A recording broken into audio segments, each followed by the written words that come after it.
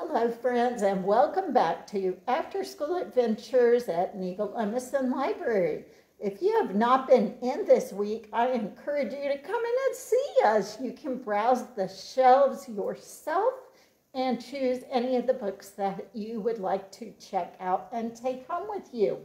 We have Miss Nancy back today, and she has some beautiful quilts for you to see today, as well as some wonderful stories. And so I'm going to turn it back over to Miss Nancy. Thank you for being here today.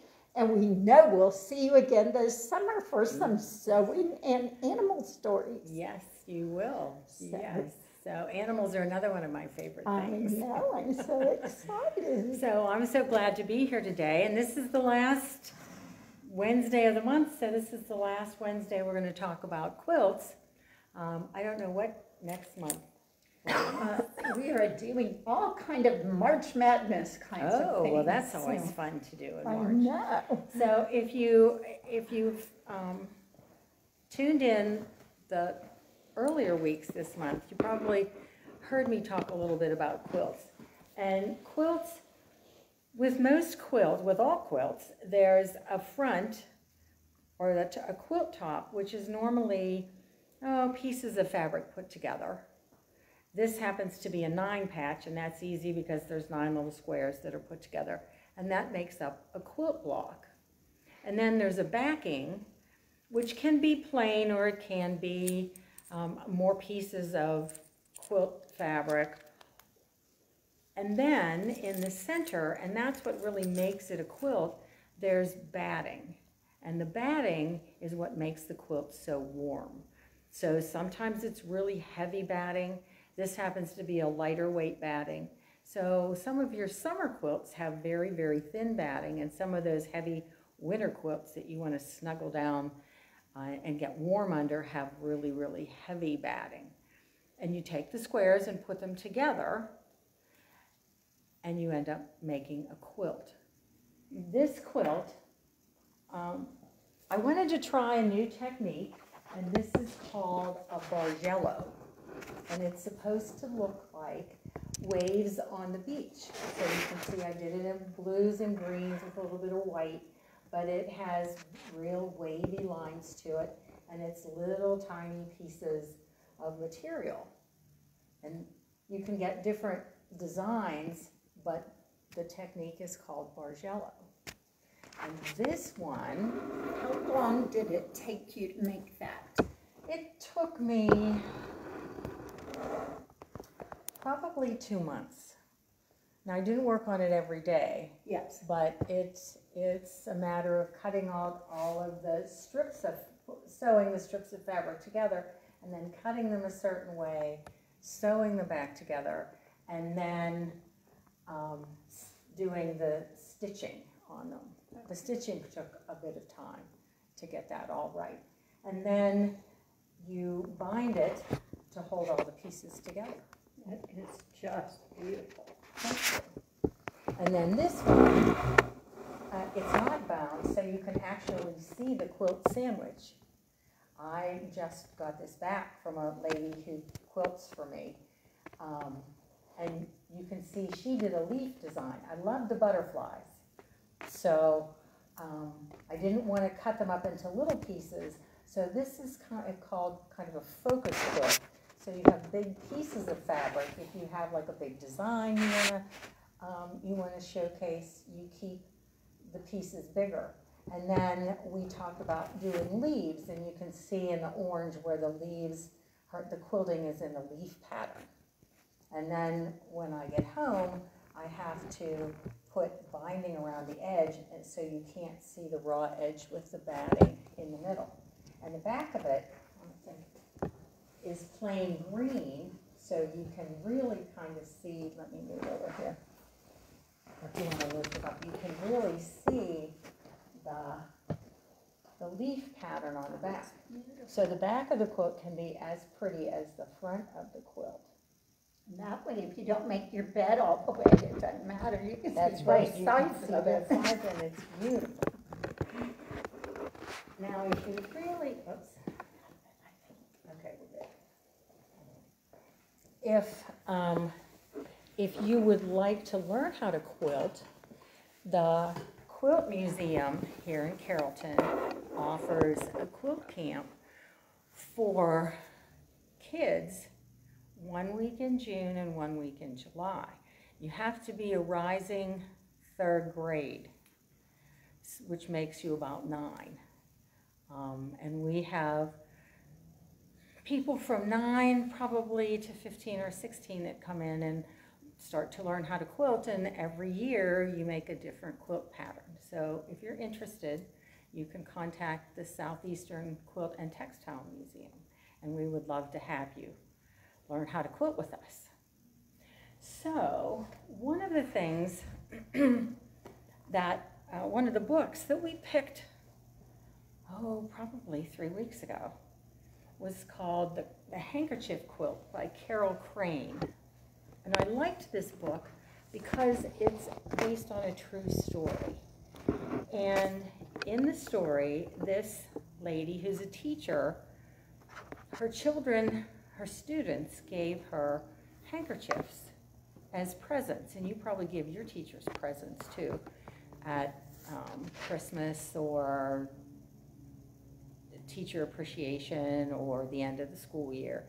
And so she had all of these handkerchiefs, and the school had a disaster. It got very cold, the furnace didn't work anymore, and the pipes burst. And then I'm not going to tell you the end of the story. We're going to have to read it. But what I think is interesting, if you were watching the news and you know where Texas is normally very warm. And this past couple weeks, they've had a tremendous snowstorm, and a lot of the buildings lost their heat, and guess what happened? The pipes in the building burst. And so as it turns out, even though this story was probably 20 years ago, we're still having pipes burst today and people having to figure out what to do. So I'm going to start to read this story, and it is based in reality and something that happened a long time ago and something that's still happening today. So The Handkerchief Quilt by Carol Klein. And here she is. You can see her with two of her students. Excuse me. The town always started its day with the 7 a.m. factory whistle. Its long, shrill blasts hung as if suspended in the air. And then, just for a moment, everything was quiet before the world of work started. Children scrambled out of bed, mothers put breakfast on the table and packed lunches, and fathers started their work in the local automobile factory. You can see the big whistle.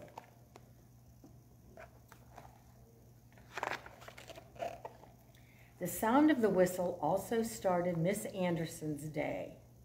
She taught at Parkland School. Its old building sat on the only hill in town. For many years, Monday through Friday, with a basket swinging on her arms, she had walked to the same classroom. The school children were spring in her steps, the beat of her heart. Miss Anderson was a loving teacher. She always wore a long dress with 2 pockets and a belt. A handkerchief peeked out of each pocket, another was tucked into her belt, and a 4th one always stuck out from the sleeves of her dress. You never know when you need a handkerchief. It might be needed for a nose, a cut, or a tear, she would say. And you can see her with her basket, and you can see the little handkerchief under her sleeve. Does your grandmother ever do that? Or your mom? I do that on occasion. I tuck it up under my sleeve. It was Thanksgiving week. Pictures of turkeys, Indians, and pilgrims had been drawn and colored, and then cut, pasted, and pinned to the corkboard, the windows, and the doors. The week had passed quickly, and on Wednesday afternoon, the children went home to be with their families for the holiday. Everyone would return to school on Monday. So you can see, I bet you do that for Thanksgiving as well. Do pumpkins and hats and cornucopias, turkeys. Oops. Miss Anderson lived in a small cottage with her cat, Eleanor. After her own quiet celebration, she gave a sigh and said to Eleanor, "I can do some reading, a little cleaning, and oh yes, decide what to do with my handkerchief collection. You may help me." For years, her students had given her handkerchiefs as gifts. Some of the treasured pieces of cloth came from faraway countries. Others were made of materials saved from worn-out aprons, dresses, or shirt tails. The handkerchiefs were first stored in a drawer, then in a large box, and finally, as the collection grew, moved to a cedar chest. Miss Anderson opened the cedar chest. Eleanor was ready to help. But as she sat and felt the different materials, admiring the designs and recalling the smiling face of a child handing her a handkerchief, Miss Anderson gave a little sigh. She repacked the chest and said to Eleanor, "There are too many good memories to part with." See, there she is with the cat, Eleanor, and all of her handkerchiefs.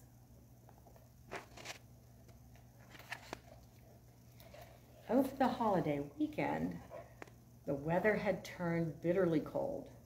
On Monday morning, Miss Anderson, bundled in a long coat, boots, and a warm scarf wrapped around her neck, began her usual walk to school. The path was slippery, so she kept her eyes down and did not look up until she reached the steps of the school. A white layer of ice had formed under the heavy school door. She looked up at the windows. They were shimmering with frost. She tried to open the door, but it was stuck shut. You can see her there pulling on the door with her winter coat and gloves and boots.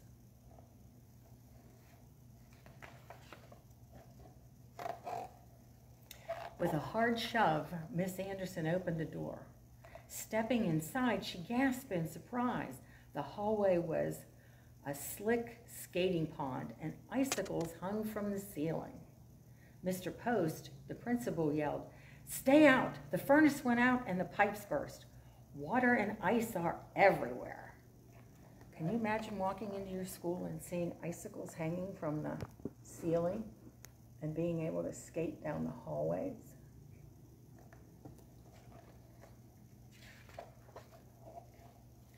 Parkland School was immediately closed. Water from the second floor had poured down into the classrooms and the library. Books were swollen and heavy with water, their pages stuck together. Mr. Post called an emergency meeting. It would be months before the school would be ready to reopen. New supplies, especially books, were needed, as well as a place to hold classes. And there was little money with which to do it all. Here he is with all the teachers and the parents.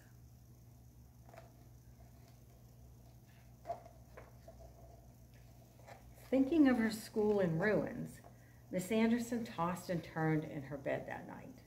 Eleanor, having lost her warm spot, jumped off the bed with a thud, startling her mistress. A beam of moonlight coming through the bedroom window shone down on the handkerchief chest. Eleanor was sitting on top of the chest with a knowing look. And Miss Anderson smiled. Pretty little cat, don't you think, Eleanor? There she is.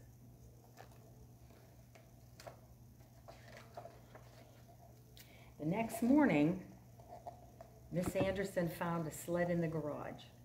She carried box after box of handkerchiefs out to the sled. Then, with a determined step, she pulled the sled to the fire station. Students and parents had been called to meet there.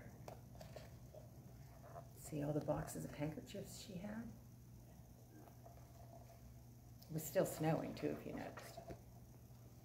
With a gentle voice, Miss Anderson spoke. Each year my students have given me a handkerchief as gifts. Using that fabric, along with any donations, I would like to ask each family to help me make a handkerchief quilt. We could sell the quilt to raise money for books and supplies. So there she is at the fire station with all of her handkerchiefs.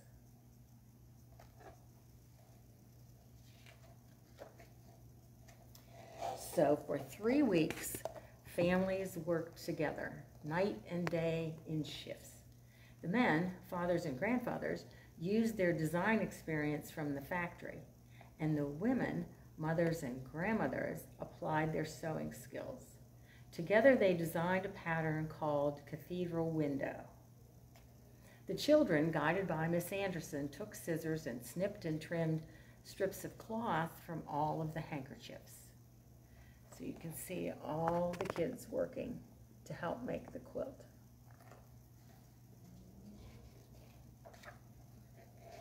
At last, with strips of cloth laid out in a pattern, the women sat down with threaded needles and began to sew. The soothing motion of the needles going in and out set a rhythm for storytelling. Families, recognizing pieces of cloth, shared their history. Slowly, a beautiful quilt was born. Now, thought Miss Anderson, I need to find it a proper home.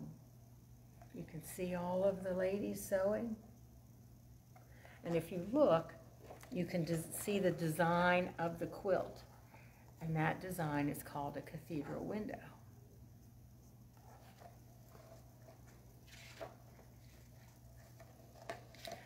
Finally, after several months, Parkland School reopened and the students were allowed to return.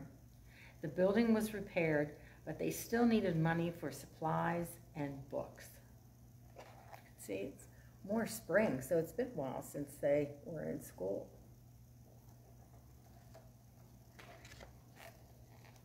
One day, not long after school resumed, Miss Anderson received a letter. It was from a quilt museum in the East. Children gathered around Miss Anderson as she opened up the envelope. It contained a letter, along with a check. The handkerchief quilt was sold.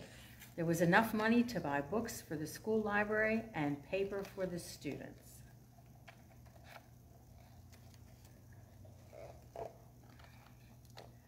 One morning in June, after she arrived at school, Miss Anderson found her students and parents. Oh, I didn't show you that picture. I should do that. There she is. She's very happy with her check. Okay.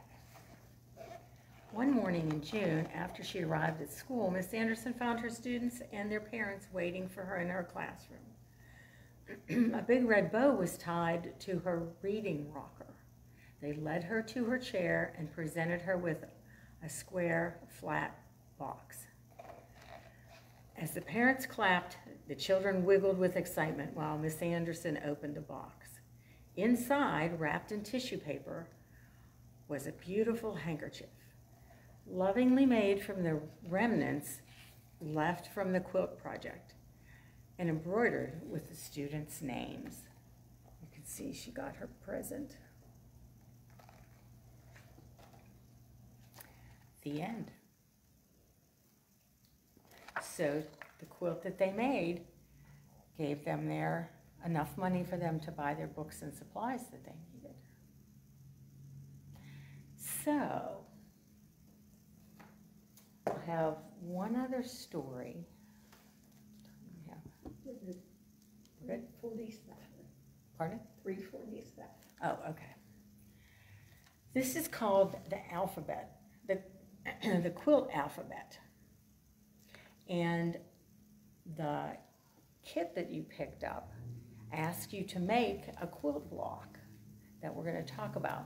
And the quilt block that you're going to make is going to look a lot like the quilt alphabet that we're going to talk about in this story. So the Quilt Alphabet by Lisa Klein Ransom.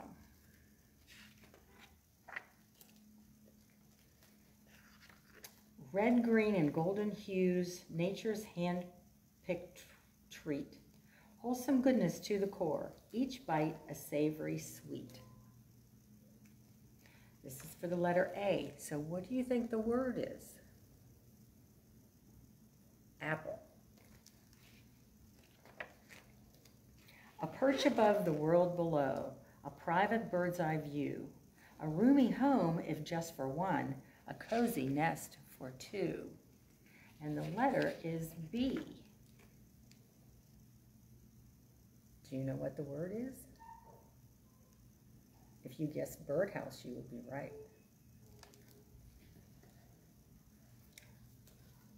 The letter C. Spotted in a pasture green, Holsteins spend their days, lazing, grazing, chewing, mooing, gathered for a graze. What do you think? If you said cow, you would be right. Cloth, yarns, buttons, and lace, stitched with joy and tears, keepers of most treasured secrets shared throughout the years. And the letter is D. And doll would be the right word. Gathered by the dozen, stacked with loving care, nestled in a basket, favorite breakfast fare. This one's an easy one, I think.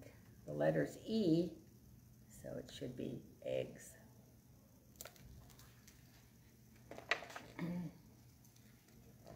A garden of late bloomers showered with autumn's rays, carpet a lawn with color to brighten chilly days. And the letter is F. So what do you think?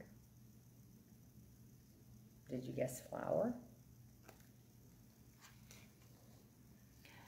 An ornamental invitation to the world within.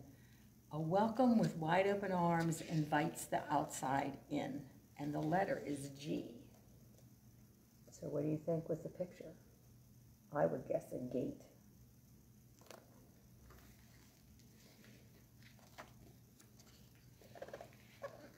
A rocking, rollicking romp, a sideways saddled stomp, rodeo rider or out on a plain, home again on his own terrain. And the letter is H. That's a giveaway. It's a horse. This one's a rocking horse. From the soil, a slow advance in leafy, lengthy lines, sprouting leaves along the way on intertwining vines. And the letter's I. This one's a little harder, I think. Do you know what that plant is that vines? It's ivy. I for ivy. Here we go. Haunted smiles, toothless grins, the pumpkin masquerade begins. Warning tricksters of their fate, candy-coated treats await. And the letter is J. So what's the name for pumpkins that you carved into faces? A jack-o'-lantern. A pot brimming with promise, a whistling, boiling brew captures the cold under its lid and warms you through and through.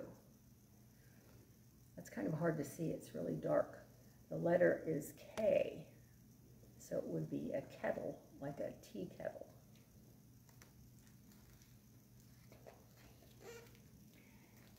The last bright spots of autumn ablaze with fiery light, wave to the wind a fond farewell before their feathery flight.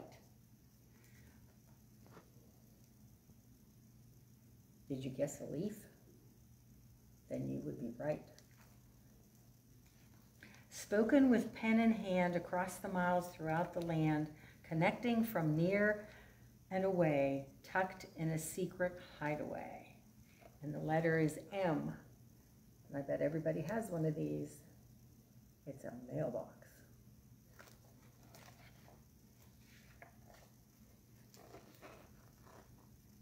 As the sun lies down for an evening nap and the day begins to fade, the moon and stars come out to play, and the sky pulls down the shade.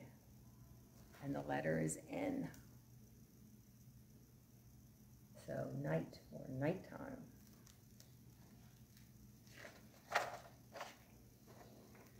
Sweeping the sky, searching the ground, wings outstretched, eyes shiny and round.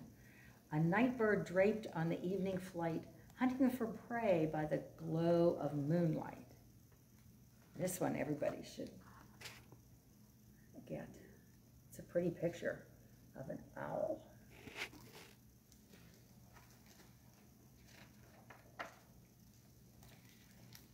This one's easy too. 1 part sugar, 2 parts spice, baked inside each sweet slice. Seasoned with love, sprinkled with care, fresh baked fragrance fills the air. It's one of my favorite desserts. And it's a pie. P for pie. This one should be really easy. We've talked about this. A patch for you, a scrap of me, pieces of family history, common threads stitched from the heart, pieces of us in every part. And the letter's Q, so guess what it would be? A quilt.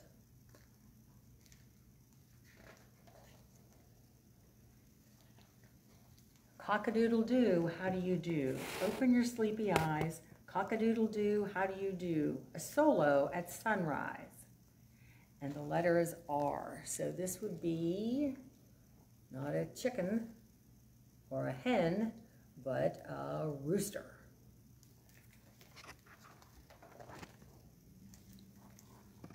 From a burlap sack, some sticks and hay, a looming figure grows. The lonely farmer stands alone, no time to sit and doze. And it's S. So this one's a little harder, I think. It's a scarecrow.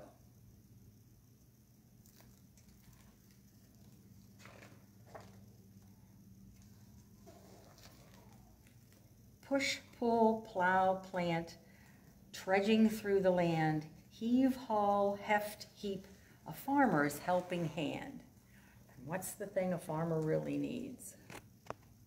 The letter's T. So it would be a tractor. Beneath a blanket of sun, a canopy striped bright, a lunch table, a recipe for fall in a potpourri of flavor. And the letter is V for vegetable. Memories of long ago, now weathered by the sun, of Sunday visits, hay rides, and days filled with fun. And the letter is a W. This one's kind of an easy one. It's a wagon. This one, I had to look up the answer. Baste a cloth with needle and thread, letters stitch by stitch, the simplest of samplers, humble homes enrich. And the letter is X.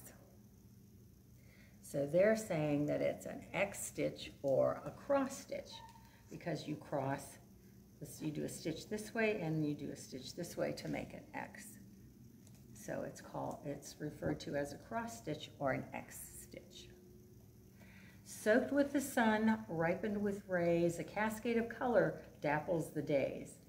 And it's Y.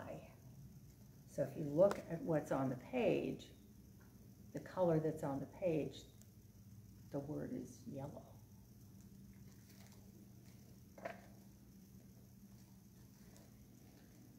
And last letter of the alphabet. Never-ending turns, turning left and right. The path that leads to everywhere. And then right out of sight. And it would be a zigzag.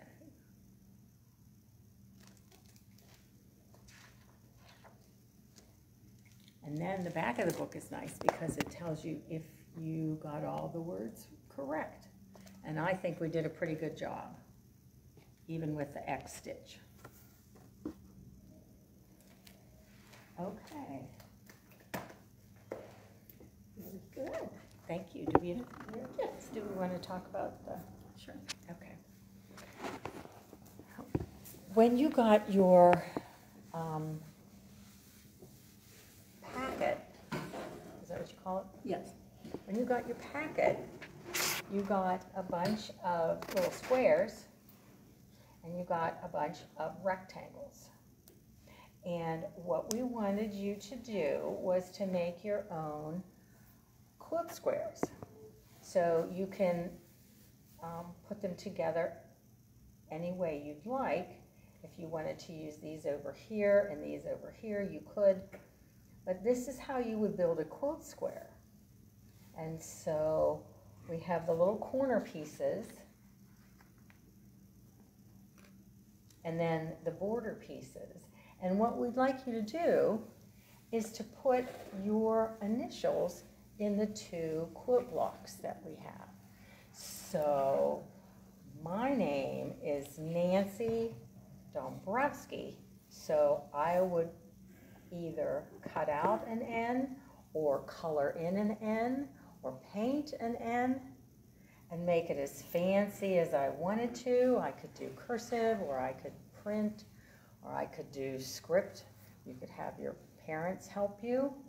And then in this square, I would put my last initial, which is D. And once again, I could make it really curvy, or I could make it a block print, or I could make it out of polka dots if I wanted to. So you can get your own individual initials in the two quilt blocks.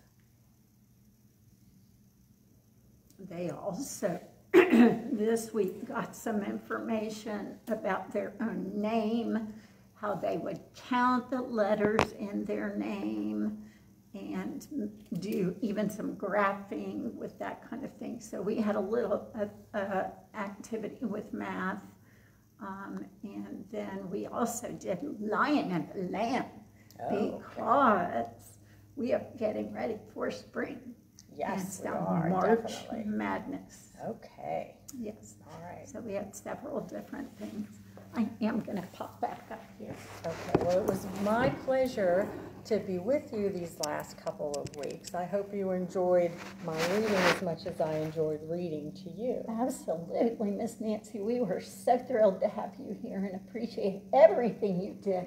Your beautiful quilts, all of your friends that donated some time to help us with cutting and preparing craft kits that we were able to use, as well as the things that we have learned about quilting. Ms. Lynn is learning about quilting as well in the last couple months. So I am so excited. And we'll be doing some sewing activities with animals and learning more about animals this summer. And we may just have to invite you back even before then if the children get to come back in for story time. Yes, that would be very nice. I think that would be a lot of fun. Absolutely. So we hope to see you again next week. We're going to be celebrating Dr. Seuss. His birthday is next week. So join us for that next week, and we'll see you next time, friends. Thank you, Ms. Nancy.